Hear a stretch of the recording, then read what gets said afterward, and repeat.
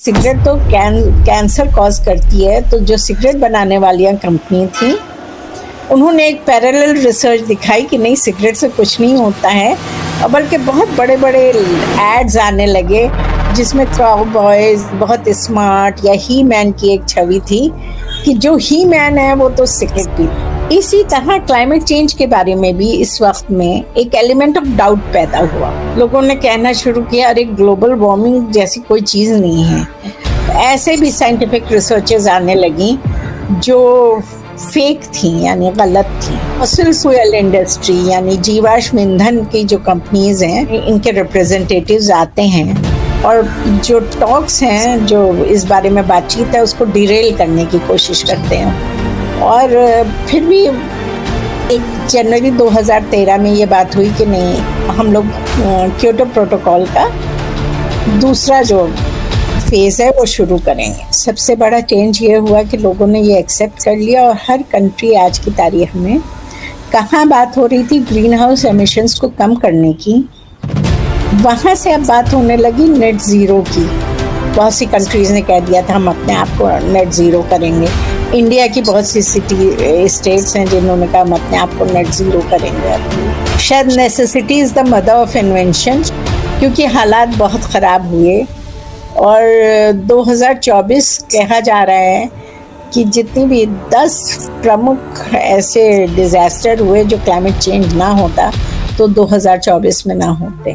तो 2024 जो है इस हिसाब से बहुत ही एक ख़राब साल रहा। क्लाइमेट चेंज जो है अब एक ऐसी हकीकत बन चुका है इस दुनिया के लिए, विशेषकर 2024 में, जिसे अब नज़रअंदाज नहीं किया जा सकता।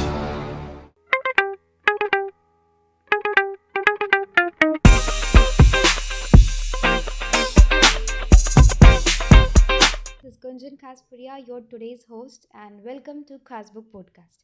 आज के हमारे गेस्ट हैं डॉक्टर सीमा जावेद मैम, जिनके साथ हमने प्रीवियस 2 एपिसोड्स भी शूट किए हैं on climate change. The link is in description.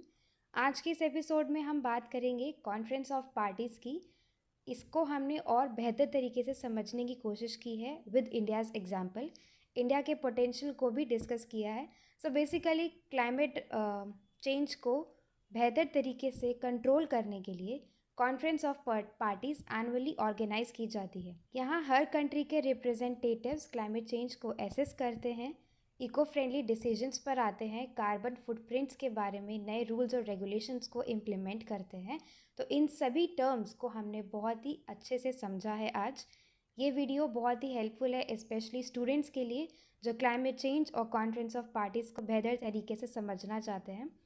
So let's go ahead and start our podcast with our climate expert. Please like, share and subscribe. Hello ma'am, कैसे हैं आप? बढ़िया, ठीक है। Welcome to Khasbook podcast. आज हमारी एनवायरमेंटल सीरीज़ का 3rd episode है with Seema Javed ma'am from Mumbai and it's my honour कि मैं ये शूट को होस्ट कर रही हूँ। आज के हम इस एपिसोड में COP की बात करेंगे, which is conference of parties, जो एक क्लाइमेट चेंज में बहुत ही इम्पॉर्टेंट रोल प्ले करता है। तो हम अपने क्लाइमेट एक्सपर्ट सीमा मैम से जानेंगे कि कॉप क्या होता है और क्यों होता है एंड उसको इस्टेब्लिश कब किया गया। तो मैम, ओवर टू यू। इसका जो कॉप का इतिहास है वो बहुत पुराना है।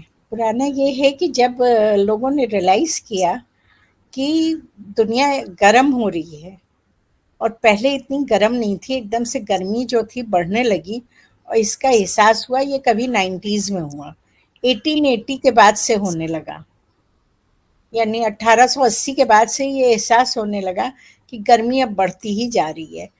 तो UNFCC यानी United Nations framework on climate change, इसकी एक शुरुआत हुई और ये बना कि भाई क्लाइमेट चेंज हो रहा है, इसको, ये जो गर्मी हो रही है ये ग्रीन हाउस गैसेस की वजह से हो रही है, और इसलिए कन्वेंशन बना, यूएन का फ्रेमवर्क बनाया यूएन ने कि हम एक फ्रेमवर्क बनाते हैं जिसमें हम ये ऑब्जर्व कर रहे हैं और देखें इस बारे में क्या करना है। उसको कहा गया UNFCC। तो इसकी 1992 में एक अर्थ समिट इसके तहत की गई, जिसमें हर कंट्री को बुलाया गया इंटरनेशनल कॉरपोरेशन के लिए, और 3 अहम मुद्दों पे उस समिट में बात हुई।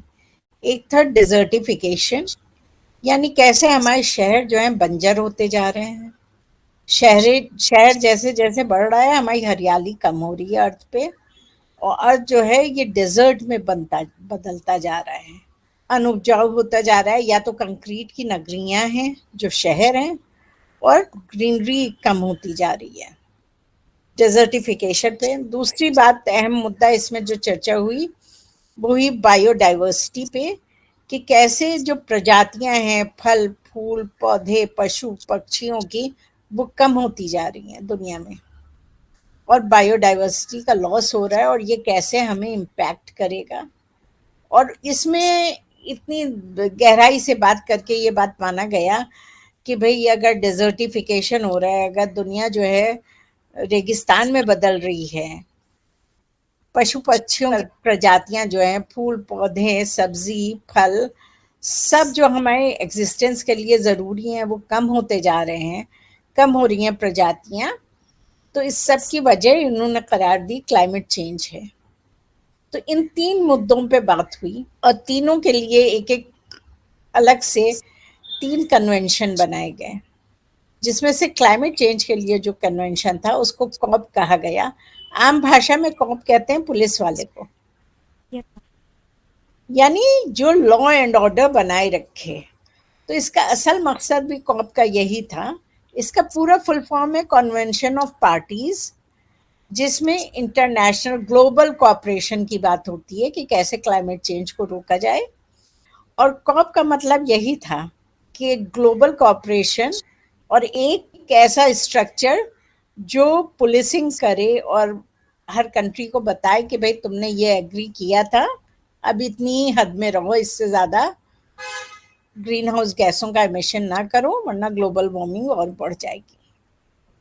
तो 1992 में ये एक ऐसा फॉर्मेशन हुई रियो डी जेनेरो में अर्थ समिट के बाद। उसके बाद से टाइम लग गया पहला कॉप होने में। पहला कॉप हुआ 1995 में बर्लिन में। जब बर्लिन में, और ये भी तय हुआ कि कॉप जो है उसका एक सेक्रेटेरिएट बनेगा, और वो सेक्रेटेरिएट भी जो था बॉन में बना, जर्मनी में ही, और बर्लिन में जर्मनी में ही 1995 में पहली कॉप कॉन्फ्रेंस हुई। उसमें एक प्रोटोकॉल डेवलप किया गया ग्रीन हाउस गैसों को रोकने के लिए, जिसको हम जानते हैं क्योटो प्रोटोकॉल के नाम से, और इस पे सभी कंट्रीज ने सहमति जताई। ये पहली लीगली बाइंडिंग प्रोटोकॉल था। लीगली बाइंडिंग पे मतलब कि हर देश ने इस पे हस्ताक्षर किए और राजी हुए, और जब इस पे हस्ताक्षर कर दिए तो यूएन ने कहा कि अब ये लीगली बाइंडिंग डील है, यानी लॉफुली अब तुमको इसको पूरा करना है, जिन जिन कंट्रीज ने एग्री कर दिया। तो इसीलिए ये कॉप का एक वर्ड तैयार हुआ, क्योंकि ये पुलिसिंग भी करता है, जो तय हो गया, जिस पे साइन कर दिया उसे पूरा करना है। तो इसमें ये कहा गया क्योटो प्रोटोकॉल में कि सब कंट्रीज ने कहा कि हम अपने ग्रीन हाउस गैस एमिशंस को कम करेंगे। कितना कैसे कहाँ ये सब नहीं डिस्कस हुआ, मगर हाँ एक बार इस पे ज़रूर तय हो गया कि हाँ हम कम करेंगे।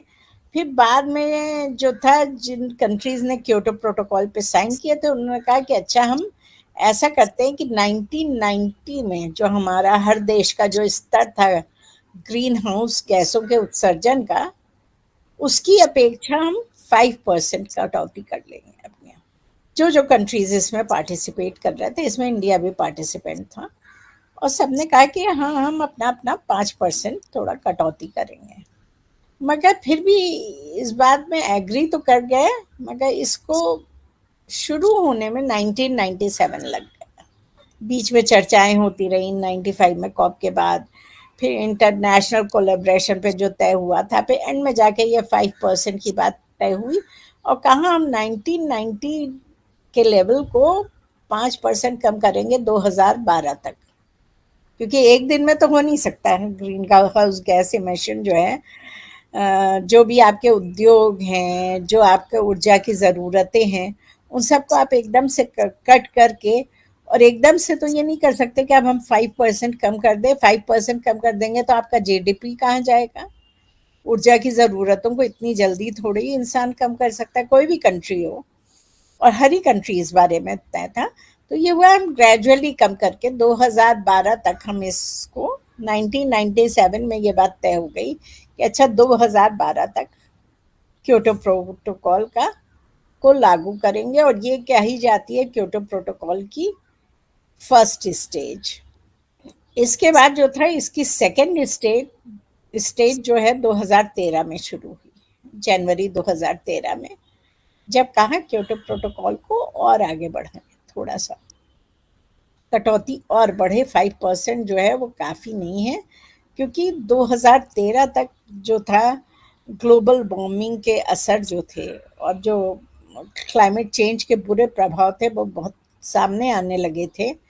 और जो साइंटिस्ट थे वो इस बारे में चिंतित होने लगे थे कि अगर ये इसी तरह होता रहा, डेवलपमेंट जो है, विकास इसी तरह होता रहा कि हम कोयले से ऊर्जा लेकर मैकेनाइजेशन करते रहे, मशीनों का इस्तेमाल करते रहे, और इसी तरह हम कोयले को इस्तेमाल करते रहे, कोयले को, तेल को, गैस को, तो ग्रीन हाउस गैस इमिशन कहीं इतना ना बढ़ जाए कि ये दुनिया खत्म हो जाए।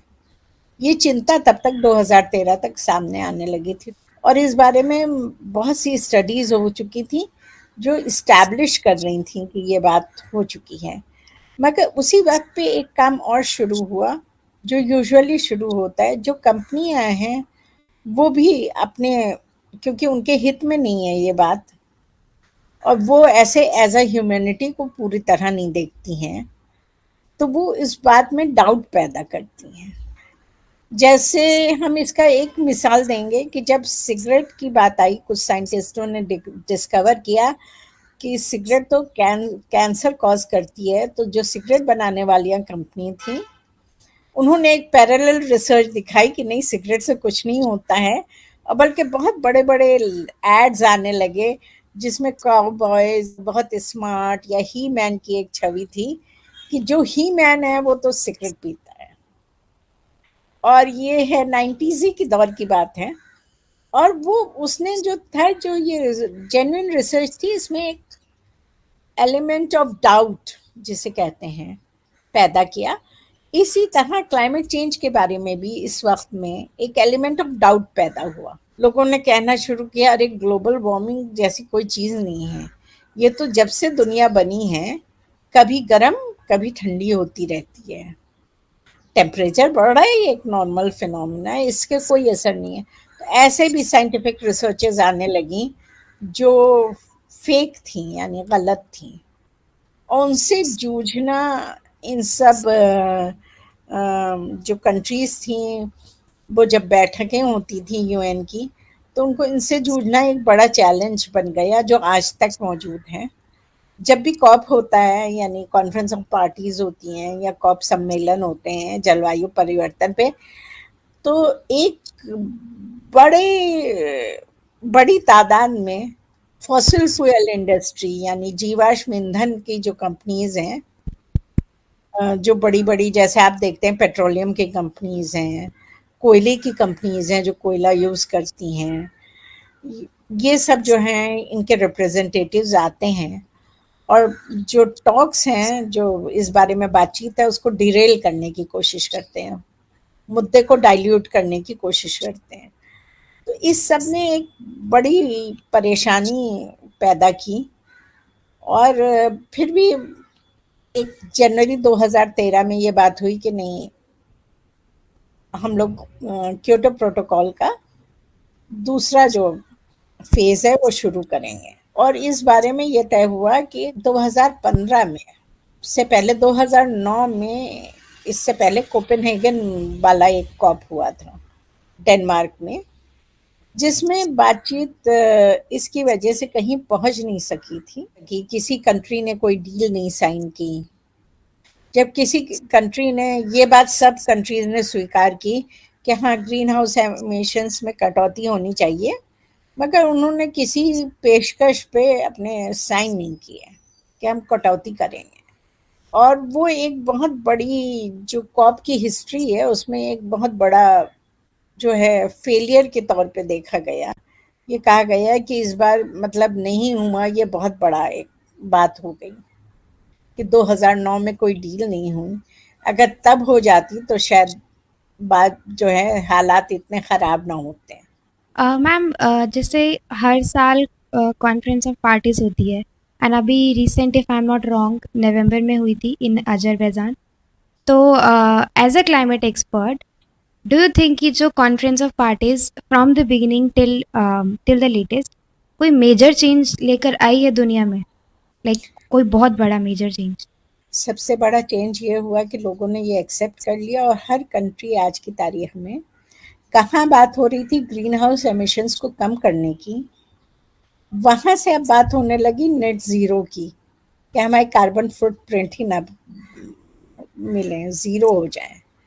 ये अपने आप में इतना बड़ा जंप है और बहुत कम वक्त में, मतलब मैं ये कहूँगी 2015 में जब पेरिस एग्रीमेंट हुआ था जो मैं अभी बताऊंगी उससे, और 2024 के बीच में इतना बड़ा बदलाव।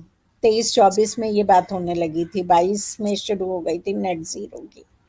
बहुत सी कंट्रीज ने कह दिया था हम अपने आप को नेट ज़ीरो करेंगे। इंडिया की बहुत सी सिटी स्टेट्स हैं जिन्होंने कहा हम अपने आप को नेट ज़ीरो करेंगे, अपनी इस सिटी को नेट ज़ीरो करेंगे।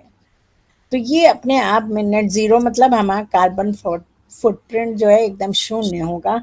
हमारा कार्बन उत्सर्जन जो भी हो रहा है उसको या तो हम ग्रीनरी से पेड़ पौधे लगा के न्यूट्रल करेंगे, या अपने एनर्जी स्रोतों को ऐसा करेंगे जो रिन्यूएबल हों।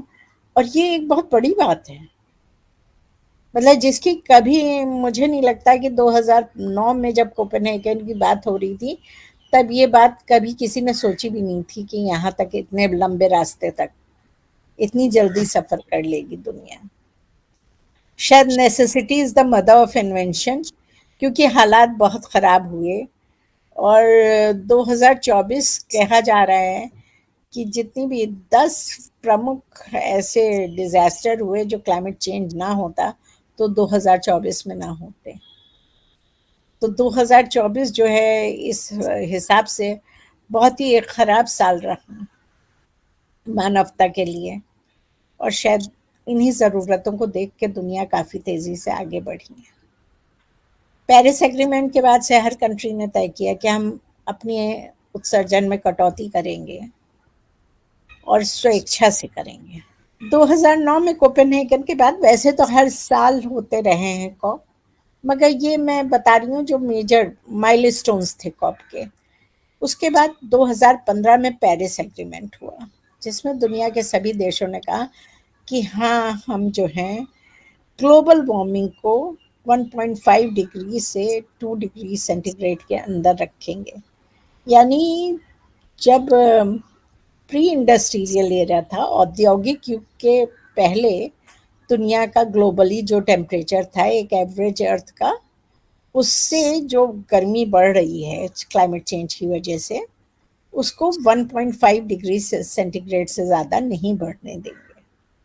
और इसके लिए हम सब लोग अपनी अपनी खुशी से हर कंट्री एक अपना एनडीसी कहते हैं, नेशनली डिटर्मिन्ड कंट्रीब्यूशन।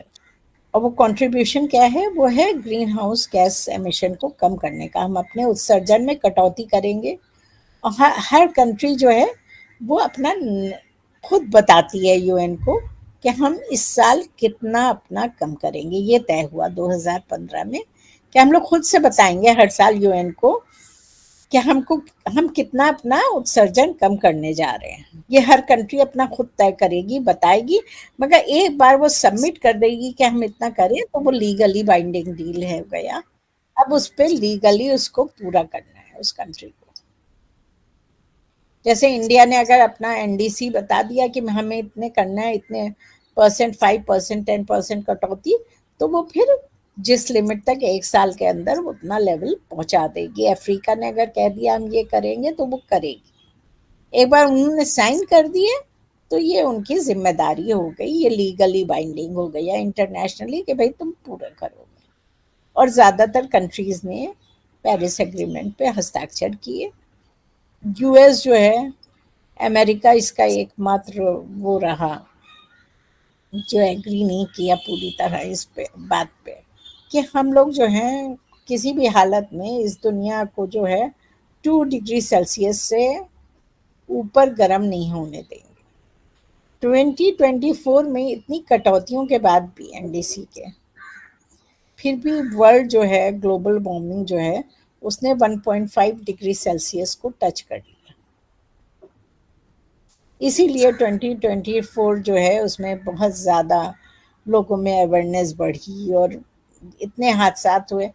मतलब ऑलमोस्ट 2024 को हम ये कह सकते हैं कि इसके इसमें इतनी गर्मी बढ़ गई कि पूरा यूरोप पिघलने लगा, जो एक कोल्ड कंट्री है। अभी मैं रिपोर्ट पढ़ रही थी कि आर्कटिक जो है वो इतना पिघल रहा है कि अब अभी तक तो वो बर्फ बनी हुई थी, तो वो कार्बन कैप्चर की एक जगह थी जहाँ कार्बन एमिशंस जो होते थे वो उसकी बर्फ में कैप्चर होके हो जाते थे। तो अब ये डर लग रहा है कि कहीं ये कार्बन कैप्चर से पिघलने के बाद कार्बन एमिशन का स्रोत ना बन जाए। तो इस तरह के 2024 जो था बहुत एक लैंडमार्क रहा ईयर। वो खैर अलग की बात है, मगर वो बहुत मायनों में ग्लोबल वार्मिंग के लिए बहुत लैंडमार्क रहा। और उससे पहले ही लोगों ने ये समझना शुरू कर दिया था कि शायद खाली 2025 तक अपने एनडीसी कट बताना या एमिशंस को कट करना काफ़ी नहीं है। अब दुनिया जो है अगर नेट ज़ीरो पे पहुंचेगी तभी ऐसा हो सकता है। नेट ज़ीरो मतलब हम अपने जितना एमिशन कर रहे हैं उसको न्यूट्रल कर दें, चाहे वो किसी भी तरह से करें। अब ऐसा तो है नहीं कि हम खाली एक ही सोर्स ऑफ एनर्जी पे डिपेंडेंट हो जाएंगे। रिन्यूएबल के साथ मिक्स में ऑयल भी है, गैस भी है, फॉसिल फ्यूल भी है। बहुत कम लोग ऐसे हैं, बहुत कम कंट्रीज ऐसी हैं जो ऐसा कर सकती हैं, अभी इस स्टेज तक पहुंच सकती हैं, सब तो नहीं। तो उसके लिए फिर वो अल्टरनेटिव्स ढूंढ रही हैं कि हम क्या करेंगे। So ma'am, according to you, India का कितना पोटेंशियल है नेट ज़ीरो को अचीव करने का? इंडिया ने डिक्लेयर किया कि हम 2070 तक नेट ज़ीरो हो जाएंगे, अपने को कर लेंगे। और मुझे तो पूरा यकीन है कि 2070 से पहले ही वो हो जाए। इंडिया जो है वो हमेशा, चाहे वो सोलर में हो चाहे रिन्यूएबल डेवलप करने में हो, वो अपने वायदे से कुछ आगे ही रहा है, पीछे नहीं। जो भी उसने वायदे किए हैं, क्योंकि ये तो एकदम वायदे की बेसिस पे था एनडीसी, जिसे हम कहते हैं नेशनली डिटर्मिन्ड कंट्रीब्यूशन। इसीलिए हर देश को स्वतंत्रता दी गई थी कि आप खुद अपने आप लिए चुने कि आप क्या करना चाहते हैं, कितना कटौती करेंगे। तो इंडिया ने जितना भी कमिट किया अब तक, हमेशा उससे कुछ ऊपर ही रहा, उससे थोड़ा ज़्यादा ही उसने अचीव किया, कम नहीं। और ये बात एक भारत जैसे विकासशील देश के लिए बहुत बड़ी बात है, जहाँ मतलब रिसोर्सेज की भी कमी है। हमारी जो मेजॉरिटी ऑफ द पॉपुलेशन है वो गरीब भी है और मिडिल क्लास भी है, मेजॉरिटी ऑफ द पॉपुलेशन। तो हमारे पास मतलब कैपेसिटी बिल्डिंग के लिए, फंड्स के लिए, हर चीज़ के लिए एक लिमिटेड रिसोर्सेज हैं। उसके बावजूद इंडिया ने बहुत कुछ अचीव किया। और इसको देखते हुए मुझे तो पूरा यकीन है कि 2070 से पहले हम नेट ज़ीरो पा लेंगे। वो इस बार जो कॉप 28-29 में हुई है, उसमें ये हुआ है कि हम जो कॉमन जगहें हैं दुनिया में, एक लॉज ऑफ कॉमन बना है कि जो कॉमन जगहें जैसे पार्क या दो शहरों के बीच की जगह है या कहीं बाउंड्री जो छुटी हुई है, उसको कैसे हम ग्रीन बनाएं और कैसे वहाँ की लोकल कम्युनिटीज़ जो हैं उनको इन्वॉल्व करके उसको उसकी देखभाल करने को दें। तो ये एक बहुत बड़ी चीज़ जो देखी जा रही है कि शायद इससे कार्बन न्यूट्रल होने में बहुत मदद मिले, क्योंकि ऐसी जगहें बहुत सारी हो जाती हैं हर जगह पे जो कॉमन्स में आती हैं, जो किसी की ज़मीन नहीं है, जो किसी की ज़मीन नहीं है और बीच में पड़ी हुई है। तो ऐसी जगहों को अगर पेड़ लगाने के लिए या जंगल विकसित करने के लिए छोटे-छोटे, जिसे वुड्स कहते हैं, जो बड़ जंगल तो एक बड़ी चीज़ हो गई, उसके एक छोटे पैमाने पे पेड़ लगा के उसको इस तरह से अगर विकसित करेंगे, तो इसके लिए बहुत सारे फंड्स भी जो हैं, बहुत से जो प्लेजेस हुई हैं, बहुत से वायदे हुए हैं और उसमें फंड्स निहित किए गए हैं और हर कंट्री आगे आ रही है, इंडिया भी उसमें काम कर रहा है। तो ये भी एक तरीका है अपने कार्बन फुटप्रिंट्स को न्यूट्रल करने का, और ऐसा किया जा सकता है। और इससे काफ़ी उम्मीद है कि अगर ये बहुत ईमानदारी के साथ लागू किया जाए, तो बहुत सी जगहें हैं जिनको ग्रीन करके बैलेंस लाया जा सकता है। ओके मैम, जैसे हम carbon footprint and net zero की बात कर रहे हैं, तो अगर इसे अचीव करना होगा तो कहीं ना कहीं एक देश का डेवलपमेंट भी इफेक्ट होगा। तो आपके according climate, as a climate expert, आप डेवलपमेंट को किस पर्सपेक्टिव से देखते हैं कि अगर हमें नेट ज़ीरो तक अचीव करना है खुद को, तो हमें डेवलपमेंट के किस फेज को शिफ्ट करना होगा ताकि एक इको फ्रेंडली डेवलपमेंट हम अचीव कर सकें? मेरे ख्याल से विकास जो है या डेवलपमेंट जो है हमेशा सस्टेनेबल होना चाहिए। और अब हम लोग बात करते हैं इस युग में 2024 में या 21वीं सदी में, जिसे हम कह लें एसडीजी की, सस्टेनेबल डेवलपमेंट गोल्स। तो भारत ही नहीं बल्कि सभी कंट्रीज जो हैं अब ये देख रही हैं कि कौन से हमारे गोल्स हों जो विकास के साथ साथ सस्टेनेबल भी हों, यानी कार्बन न्यूट्रल हों। और इसमें जो उद्योग हैं वो एक बड़े पैमाने पे अपने आप में बदलाव लाएंगे। और ये बदलाव केवल इसीलिए नहीं कि कार्बन न्यूट्रल करना है, बल्कि कभी कभी वक्त के तकाजे ऐसे हो जाते हैं। हम लोगों ने कभी बात नहीं की, इस बार से सी बैम लागू हुआ, यानी एक कार्बन पे टैक्स। यानी जो भी चीज़ हम अपना माल बाहर की कंट्रीज़ में, विशेषकर यूरोप में बेचते हैं, हमारी इंडस्ट्री का एक बहुत बड़ा पार्ट है, स्टील है, एल्युमिनियम है, आयरन है, जो जाता है, जो हम एक्सपोर्ट करते हैं, उस सब पे अगर वो ऐसे तरीके से बना है जिससे कार्बन उत्सर्जन हुआ है, यानी कोयले का इस्तेमाल किया गया है, गैस का इस्तेमाल किया गया है, तेल का इस्तेमाल किया गया है उसमें, तो उस पर एक टैक्स लगेगा इंटरनेशनली। और अगर ये टैक्स लगेगा तो उद्योग जो हैं, जाहिर सी बात है, उद्योग जो हैं वो खुद ही अपना फुटप्रिंट चेंज करेंगे। इसमें बस थोड़ी सी बात ये होती है कि छोटे और मंझोले उद्योग जो हैं उनको ऐसा करने में बड़ी दिक्कत आती है। उसके लिए भारत सरकार ऑलरेडी सहयोग की बात कर रही है और देख रही है कि सीबैम लागू हो गया है, तो अब हम कैसे अपनी इंडस्ट्री को सपोर्ट करें। तो विकास जो है वो तो सस्टेनेबल होगा ही होगा। अब ये वक्त का तकाजा है, इसमें मतलब किसी की कोई बात नहीं है। जो उद्योग के अपने नियम और कानून हैं, आपको मार्केट करना है, और मार्केट करने के लिए अगर आप पे टैक्स लग जाएगा किसी तरह से, आप एक विधि से बनाते हैं अपने उत्पाद को, उस पे एक तरह का आपको कर देना पड़ता है, तो जाहिर सी बात है वो आपके लिए फ़ायदे का सौदा नहीं होगा। आपकी कॉस्ट ऊपर चली जाएगी उस कर को देने के बाद। तो आप जाहिर सी बात है चेंज करिएगा अपने आप को, ऐसी विधि पे आइएगा जिससे आप पे ये कर लागू ना हो, और जब ये कर लागू नहीं होने की विधि पे आइएगा तो आप सस्टेनेबल हो जाइएगा। तो आपका विकास अब सस्टेनेबल बनेगा, ये इस बारे में चॉइस ही नहीं रह गई है। ये वक्त का तकाजा हो गया है, ये समय की मांग है। और ये मतलब कोई ये नहीं है कि कंट्री वाइज है कि इंडिया ऐसा करे या ना करे, नहीं। अगर आप अपने उत्पादों को खाली इंडिया के बाहर भेजना बेचना चाहते हैं, ग्लोबली कॉम्पिटिटिव मार्केट है, क्योंकि वर्ल्ड ट्रेड रिजीम है। हालांकि इंडिया ने सबसे ज़्यादा इस बात का विरोध किया, सी बैम का, और कहा कि ये फेयर नहीं है भारत जैसे विकासशील देश के लिए, छोटे मोटे एशियाई देशों के लिए जो विकासशील देश हैं। बड़ा विरोध किया, मगर अब जो हो चुका है, ये चीज़ एक लागू हो चुकी है, आ चुकी है प्रोसेस में।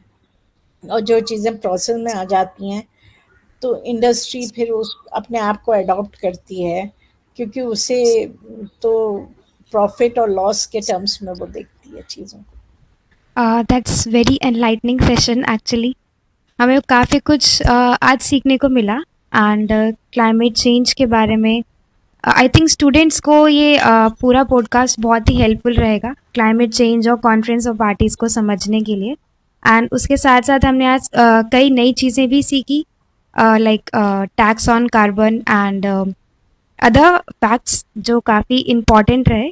आज का सेशन हम यहीं एंड करते हैं and we are very grateful कि मैम से हमें बहुत ज़्यादा बातें सीखने को मिली।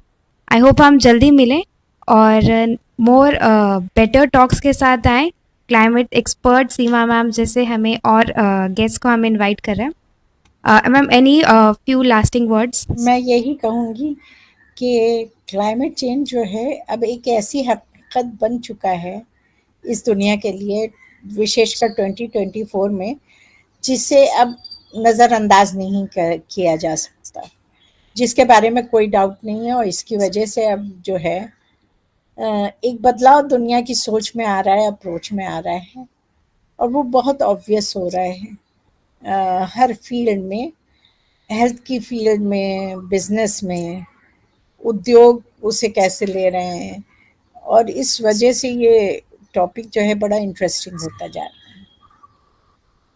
इंडीड मैम इंटरेस्टिंग है एंड अगर आपके जैसे गेस्ट हो जिनके पास इतनी सारी इंसाइट्स हो तो वो अपने आप पे इंटरेस्टिंग बन जाता है। Thank you so much ma'am आपके इंसाइट्स हमारे साथ शेयर करने के लिए। Heavy end our podcast. Thank you so much ma'am.